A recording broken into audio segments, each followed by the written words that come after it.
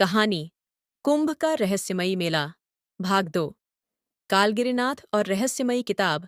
विक्रम और अर्जुन ने कालगिरीनाथ से मिलने का फैसला किया। साधु संगम के किनारे एक पुराने पीपल के पेड़ के नीचे बैठे हुए थे। उनकी आंखों में अजीब चमक थी और उनके पास रखी पुरानी किताब से हल्की सी रोशनी निकल रही थी।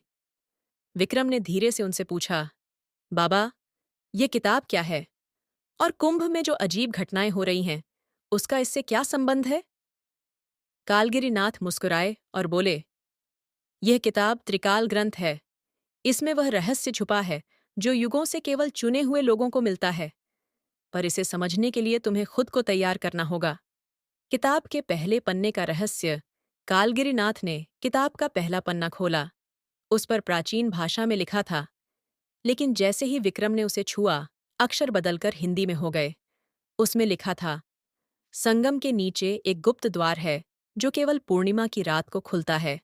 उस द्वार के पीछे वह अमृत छुपा है जिसे देवताओं ने छिपाया था, लेकिन इस अमृत तक पहुंचने वाले को 3 परीक्षाओं से गुजरना होगा।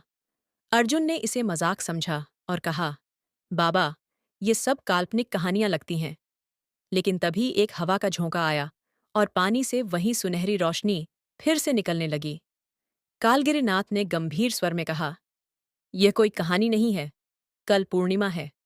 अगर तुम सच में साहसी हो तो तुम्हें संगम के पास जाना होगा, लेकिन याद रखना, जो इस रहस्य को जानने निकलेगा उसकी जान भी खतरे में पड़ सकती है। रात का इंतजार। अगली रात विक्रम और अर्जुन संगम के पास पहुंचे। मेले का शोर पीछे छूट चुका था और वहां केवल गंगा की धारा और अजीब सी सन्नाटा था। ठीक आधी रात को पानी में हलचल होने लगी। संगम के बीचों बीच पानी अचानक से घूमने लगा, जैसे कोई भंवर बन रहा हो। उस भंवर के बीच एक पत्थर की सीढ़ी उभरने लगी। कालगिरीनाथ की आवाज गूंजी, यह पहला द्वार है। इसे पार करने के लिए तुम्हें अपने डर का सामना करना होगा। पहली परीक्षा, डर का सामना। विक्रम ने सीढ़ी पर कदम रखा। जैसे ही उसने पहला कदम रखा, उसे लगा कि वह किसी अंधेरे कुएं में गिर रहा है। उसके चारों तरफ अजीब आवाजें थीं, जैसे कोई उसे बुला रहा हो। विक्रम, पीछे देखो! अर्जुन की आवाज गूंजी। लेकिन विक्रम ने महसूस किया कि अगर उसने पीछे देखा तो वह इस परीक्षा में हार जाएगा। उसने अपनी आंखें बंद कीं और धीरे धीरे आगे बढ़ने लगा। तभी एक आवाज आई, तुम्हारे डर का अंत तभी होगा जब तुम अपने भीतर की सच्चाई को पहचानोगे। विक्रम को अपने बचपन की यादें दिखने लगीं, जहां उसने अपनी कमजोरियों का सामना नहीं किया था, लेकिन उसने खुद से वादा किया, आज मैं डर को हराकर आगे बढ़ूंगा। सीढ़ी अचानक स्थिर हो गई और वह पहला द्वार पार कर गया। अगला भाग, अर्जुन की परीक्षा और गुप्त द्वार के पीछे के पहले संकेत का खुलासा।